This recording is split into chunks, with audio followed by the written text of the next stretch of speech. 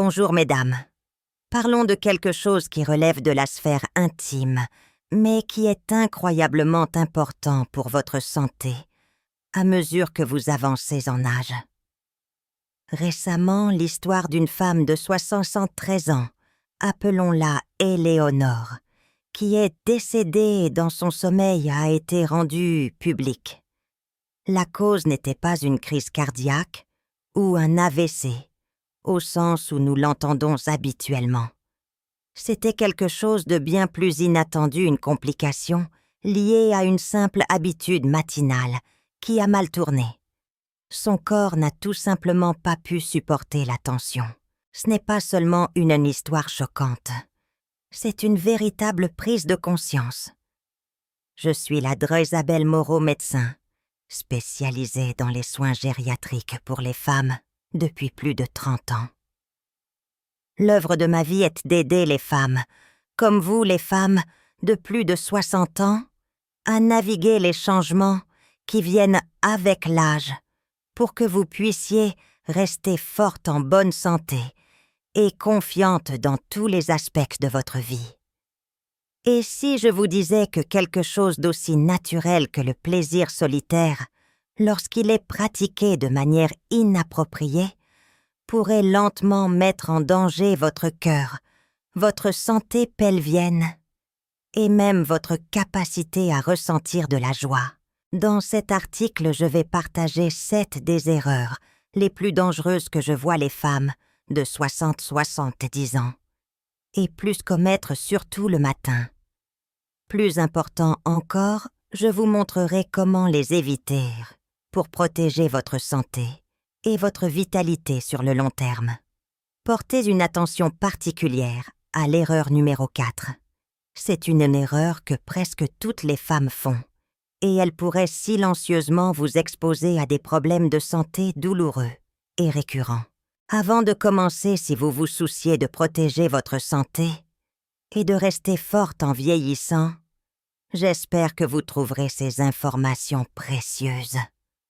Mon objectif est de vous fournir des conseils clairs et fiables spécifiquement pour vous. Si ce message vous parle, faites-le moi savoir en tapant 1 dans les commentaires. Sinon, tapez 0. Je suis toujours à l'écoute et je veux m'assurer que ceci soit aussi utile que possible. Commençons par la toute première et peut-être la plus courante des erreurs.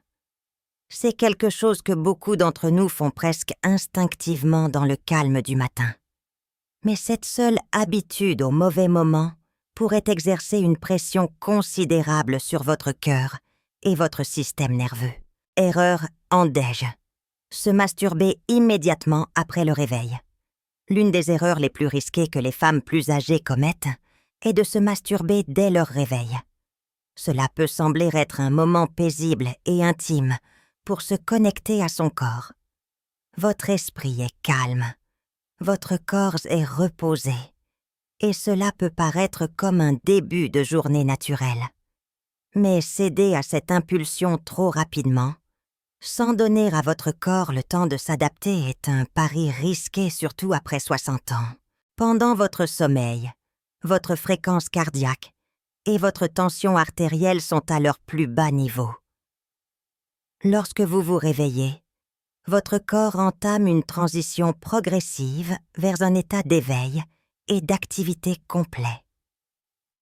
Plonger directement dans une stimulation intense avant que ce processus ne soit terminé peut provoquer une hausse soudaine et brutale de la fréquence cardiaque et de la tension artérielle, exerçant une pression inutile sur votre système cardiovasculaire.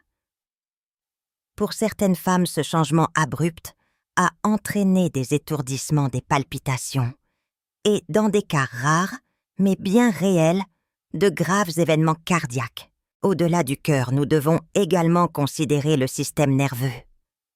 Se stimuler trop tôt après le réveil peut déclencher une surcharge rapide de dopamine, le neurotransmetteur du plaisir.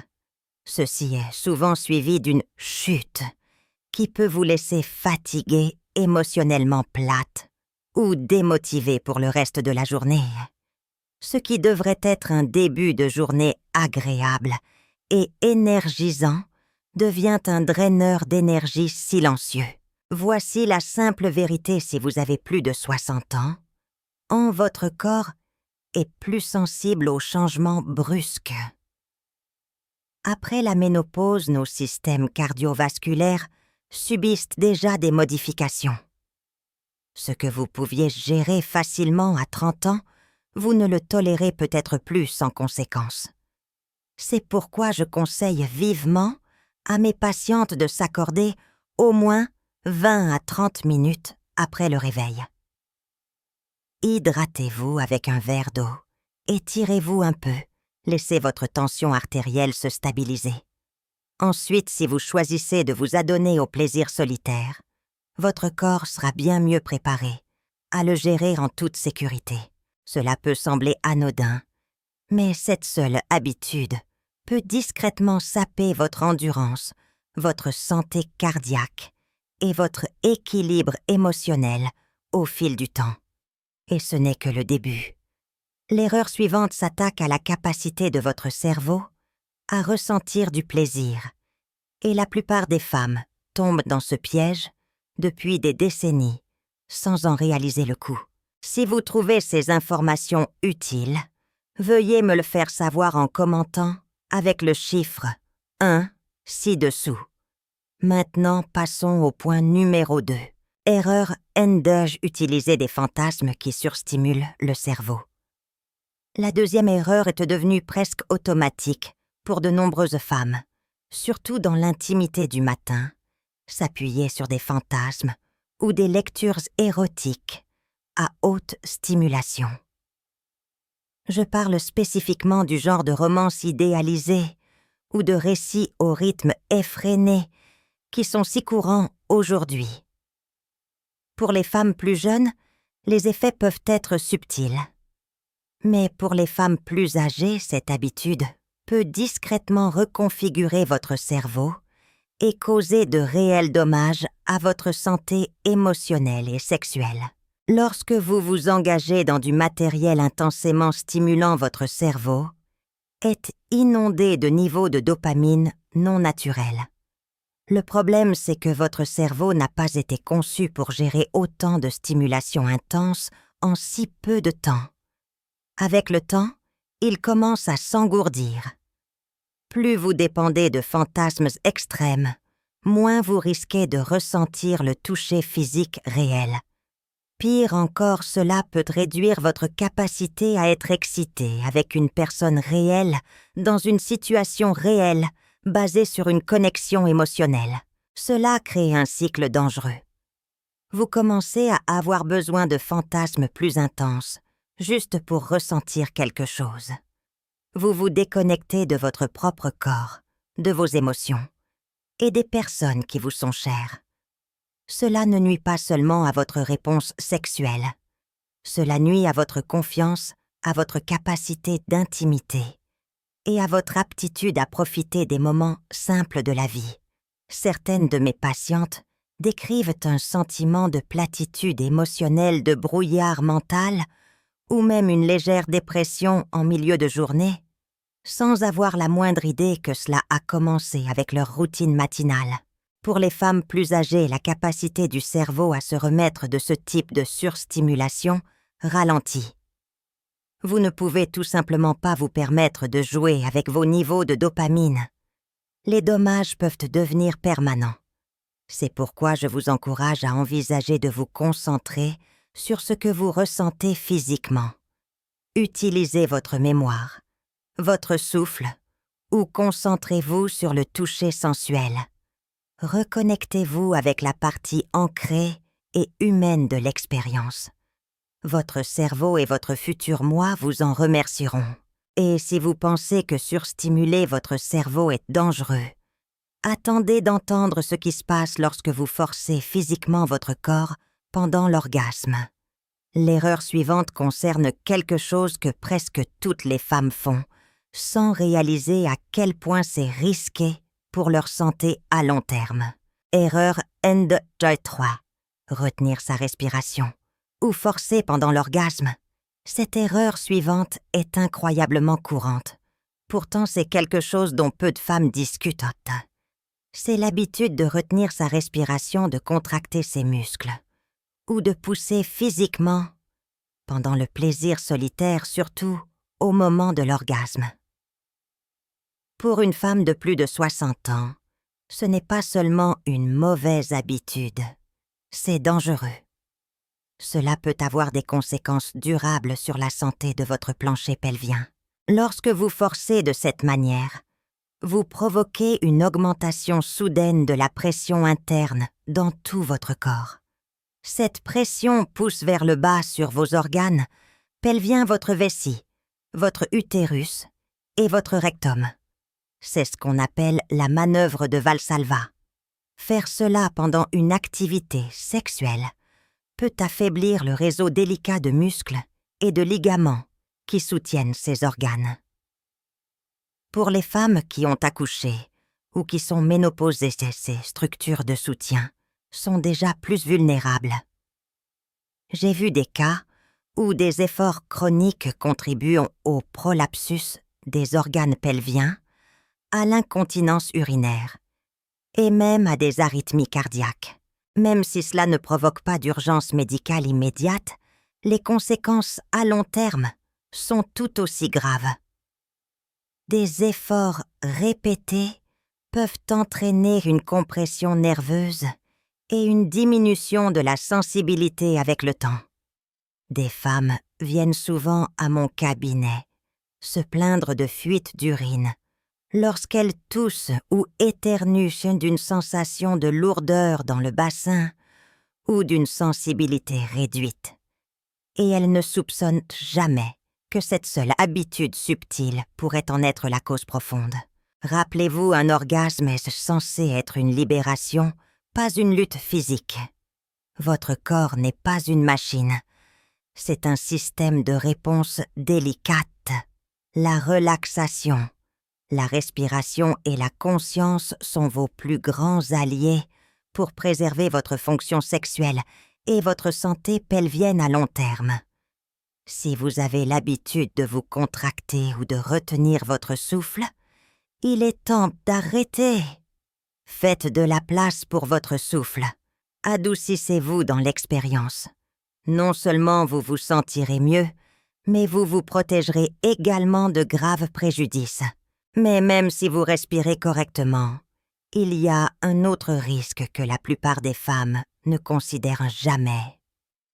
Il ne s'agit pas de la façon dont vous touchez votre corps, mais de ce que vous oubliez de faire avant et après. Cette prochaine erreur pourrait silencieusement vous exposer à des infections douloureuses et récurrentes, sans que vous ne le réalisiez jamais. Si vous êtes toujours avec moi et que vous trouvez ces informations précieuses, veuillez commenter avec un 1 ci-dessous pour me le faire savoir. Maintenant, continuons avec le point numéro 4. Erreur unexjatre. Ne pas uriner avant et après la masturbation. C'est l'une des erreurs les plus négligées mais les plus critiques que commettent les femmes plus âgées. C'est le fait de ne pas uriner avant et après la masturbation. Cela semble si simple. Quelle différence un petit tour aux toilettes pourrait-il vraiment faire? En réalité, cette petite habitude joue un rôle énorme dans la prévention des infections des voies urinaires. IVE, l'un des problèmes de santé les plus courants et les plus frustrants pour les femmes, surtout en vieillissant. L'urètre d'une femme est plus court que celui d'un homme, ce qui facilite grandement le passage des bactéries vers la vessie.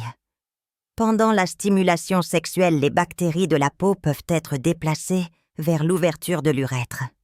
Si vous n'urinez pas après, ces bactéries peuvent y rester et se multiplier, entraînant une IVU douloureuse. Ne pas uriner au préalable peut aussi être problématique. Lorsque l'urine concentrée de la nuit stagne dans votre vessie, pendant que votre corps subit une stimulation, cela peut parfois provoquer une irritation. J'ai traité d'innombrables femmes âgées qui souffrent d'IVU, chroniques de sensations de brûlure inexpliquée ou d'une sensation de pression constante sur la vessie. Beaucoup d'entre elles ignoraient totalement que le simple fait de ne pas uriner autour de leur routine sexuelle était le déclencheur caché. Pour celles qui luttent déjà contre une sensibilité de la vessie ou l'incontinence, cette erreur peut aggraver considérablement les symptômes. C'est une hygiène simple qui a un impact profond. Uriner avant aide à commencer sur une base saine.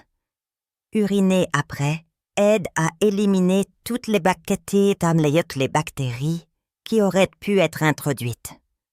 C'est l'un des moyens les plus faciles de protéger votre corps, mais tant de femmes l'omettent par habitude ou par commodité. Si vous prenez au sérieux le fait de bien vieillir et d'éviter des douleurs inutiles ou des traitements antibiotiques, faites de cette étape un non négociable. Maintenant, même si vous suivez toutes les étapes droites que j'ai partagées jusqu'à présent, il y a encore un comportement courant qui cause des dommages physiques de l'extérieur vers l'intérieur. Il ne s'agit pas de timing de pression interne, ou même d'hygiène. Il s'agit de la façon dont vous touchez réellement votre corps. Et ce que je vais partager pourrait vous choquer, car c'est quelque chose que la plupart des femmes pensent qu'on perd correctement. Erreur de jeu 5. Utiliser trop de pression ou une stimulation agressive. Cette erreur suivante est l'une des plus dommageables physiquement. Et malheureusement, c'est aussi l'une des plus courantes. De nombreuses femmes plus âgées, sans s'en rendre compte, appliquent une pression excessive ou utilisent des techniques trop agressives lorsqu'elles se masturbent souvent avec un vibromasseur puissant. Au fil des ans, cela devient une habitude, une façon de compenser ce qu'elles perçoivent, comme une sensibilité réduite ou une excitation plus lente. Mais voici la vérité, ce qui semble nécessaire sur le moment peut endommager silencieusement vos tissus les plus délicats. Avec l'âge, les changements hormonaux peuvent rendre les tissus vulvaires et vaginaux plus fins, plus secs et plus fragiles, une condition appelée atrophie vulvo-vaginale. Les vaisseaux sanguins deviennent plus délicats et les nerfs sont plus vulnérables. Utiliser un vibromasseur à sa puissance maximale pendant de longues périodes ou appliquer une pression intense et directe sur le clitoris peut provoquer des micro-déchirures des ecchymoses et même une compression nerveuse au fil du temps. Cela mène directement à une désensibilisation où il faut de plus en plus de stimulation pour ressentir le même plaisir.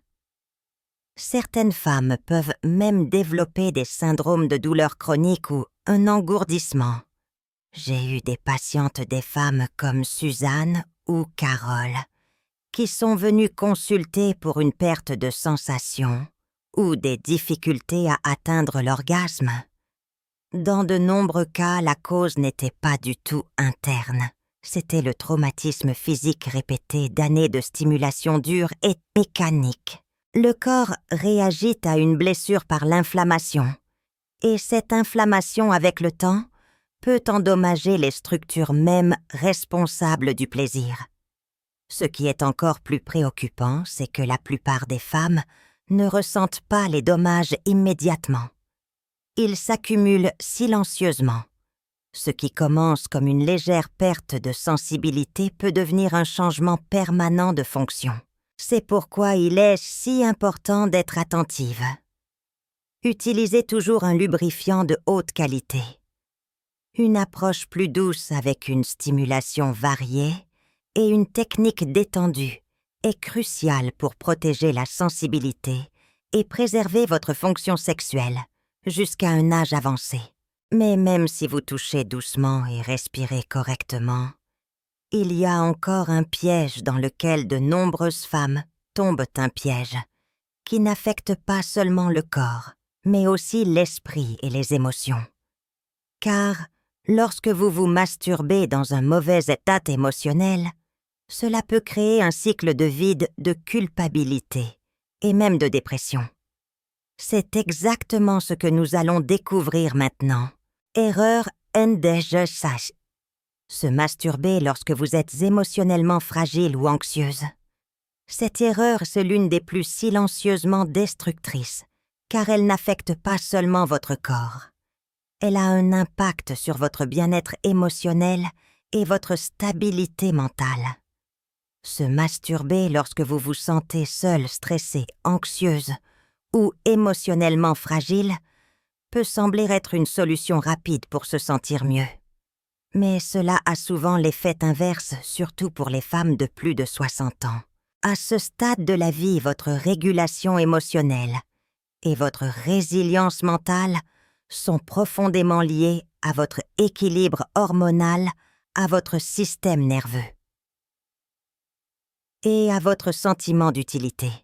Lorsque vous utilisez le plaisir solitaire comme une forme d'évasion, plutôt que comme l'expression d'un sentiment authentique, vous pouvez, sans le savoir, créer un cycle d'épuisement émotionnel. De nombreuses femmes que je vois décrivent ce schéma.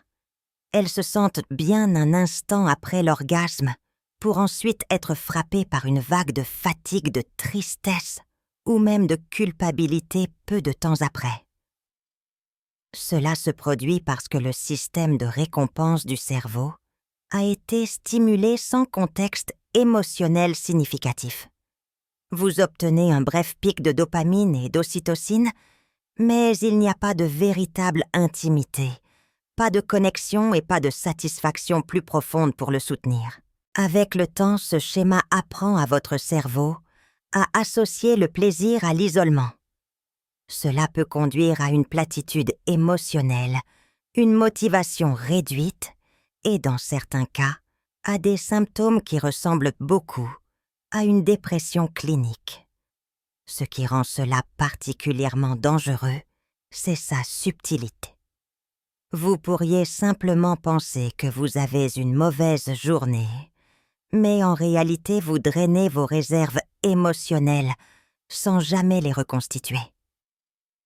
Chez les femmes plus âgées, cet épuisement émotionnel peut se répercuter sur tous les aspects de la vie, vos relations, vos niveaux d'énergie et même votre volonté de rester active et engagée.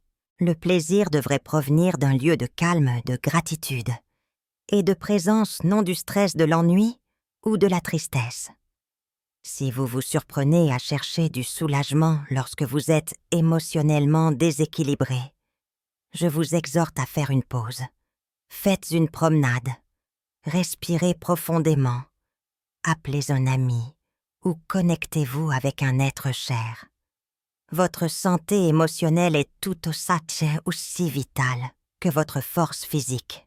Et pourtant, même si vous êtes émotionnellement ancrée, prudente avec votre technique et attentive à votre timing, il y a une dernière erreur qui passe souvent complètement inaperçue. Il ne s'agit pas de ce que vous faites ou de ce que vous ressentez, mais des signaux que votre corps essaie de vous envoyer et de ce qui se passe lorsque vous les ignorez. Erreur en deux, ignorer ce que votre corps essaie que de vous dire. L'erreur finale est peut-être la plus dangereuse de toutes. Il ne s'agit pas d'une action que vous entreprenez, mais d'une action que vous n'entreprenez pas. Écoutez votre corps. Beaucoup trop de femmes plus âgées ignorent les signes avant-coureurs que leur corps leur envoie. Un peu de sécheresse ou d'irritation. Une douleur lors de la stimulation. Un orgasme faible ou retardé. Une légère sensation de brûlure lorsque vous urinez. Une douleur sourde dans le bassin ou une sensation de pression qui n'était pas là avant. Ces symptômes sont discrètement mis de côté, comme faisant simplement partie du vieillissement. Mais ce ne sont pas seulement des signes de l'âge. Ce sont des messages. Et les ignorer peut entraîner des conséquences graves, parfois irréversibles. Votre corps parle de manière subtile. Il vous donne des indices lorsque quelque chose ne fonctionne pas correctement, lorsque les nerfs sont sensibilisés, lorsque les tissus s'amincissent, lorsque le plancher pelvien s'affaiblit ou lorsque la vessie est irritée. L'acte de masturbation peut souvent révéler ces problèmes tôt, mais seulement si vous y prêtez attention. La tragédie est que de nombreuses femmes attendent que ces signes deviennent une douleur persistante, un dysfonctionnement ou une maladie avant de chercher de l'aide. À ce moment-là, les dommages sont souvent beaucoup plus difficiles à inverser. J'ai vu des femmes qui ont développé des douleurs pelviennes chroniques ou qui souffrent d'infections récurrentes, tout cela, parce qu'elles n'ont pas agi lorsque les premiers signes sont apparus. Il aurait suffi d'un simple examen ou d'une conversation avec un médecin. La conscience est la prévention, et le silence peut être une condamnation. Vous vous devez d'écouter non seulement vos pensées, mais aussi les signaux silencieux de votre corps. Si quelque chose vous semble anormal, n'attendez pas. Vous êtes arrivé jusqu'ici dans la vie en écoutant votre instinct. Ne laissez pas la gêne ou la fierté vous empêcher de protéger les années que vous avez devant vous. Maintenant, si ces 7 erreurs vous ont ouvert les yeux, ne serait-ce qu'un peu, alors restez avec moi. La conclusion que nous allons atteindre est plus qu'un simple résumé. C'est un appel à l'action pour transformer ces leçons en force, en énergie et en clarté, pas un jour mais dès aujourd'hui. Conclusion. Les conseils d'un médecin pour un avenir plus fort.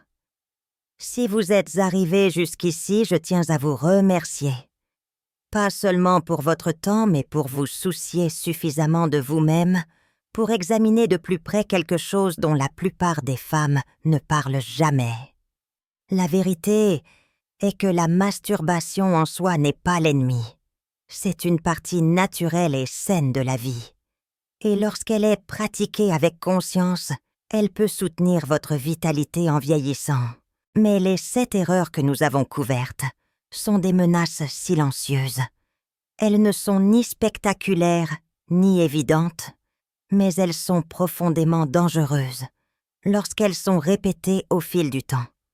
Se précipiter dans la stimulation dès le réveil, forcer pendant l'orgasme, s'appuyer sur des techniques agressives, ignorer son état émotionnel, surstimuler son cerveau ou sauter des étapes d'hygiène simples, chacun de ces éléments s'additionne. Lentement et silencieusement, ils s'accumulent jusqu'à ce que le corps commence à se dégrader de manière qui semble soudaine, mais qui a mis des années à se construire. Cette conversation ne porte pas sur la honte. Elle porte sur la prise de conscience. Il s'agit de mieux savoir pour mieux faire. Vous méritez de vieillir avec force, avec clarté et avec confiance. Vous méritez un plaisir qui vous laisse énergisé, non épuisé, et une connexion à votre propre corps qui est bâtie sur le respect, non sur la négligence. Une leçon de vie de Ladre Moreau. Après toutes mes années en tant que médecin, voici la leçon la plus précieuse que je puisse partager. Les petits choix que vous faites chaque jour sont plus puissants que n'importe quel médicament que je peux prescrire. La vraie santé ne vient pas d'un remède spectaculaire. Elle vient d'un respect de soi silencieux et constant. Elle réside dans le verre d'eau que vous buvez, au réveil, dans le moment que vous prenez pour respirer avant d'agir, et dans le courage d'écouter lorsque votre corps murmure que quelque chose ne va pas. Votre santé est votre responsabilité, mais vous n'avez pas à la gérer seul. Si quelque chose que vous avez entendu aujourd'hui a résonné en vous, ne le mettez pas simplement de côté. Faites un petit pas. Faites un changement puis un autre. La véritable transformation vient de ces choix silencieux et constants. Je vous encourage à poursuivre ce chemin d'apprentissage et de soin de soi. Si vous avez trouvé cet article utile, veuillez laisser un commentaire ci-dessous en partageant une chose que vous avez apprise. votre expérience pourrait aider une autre femme. Pensez à vous abonner pour plus de conseils santé conçus pour vous. Et s'il vous plaît, partagez cet article avec vos sœurs, vos amis et les autres femmes de votre vie. C'est une conversation qui pourrait vraiment faire une différence dans la vie de quelqu'un. Votre prochain chapitre peut être le plus fort de tous. Entrons-y ensemble avec sagesse et force.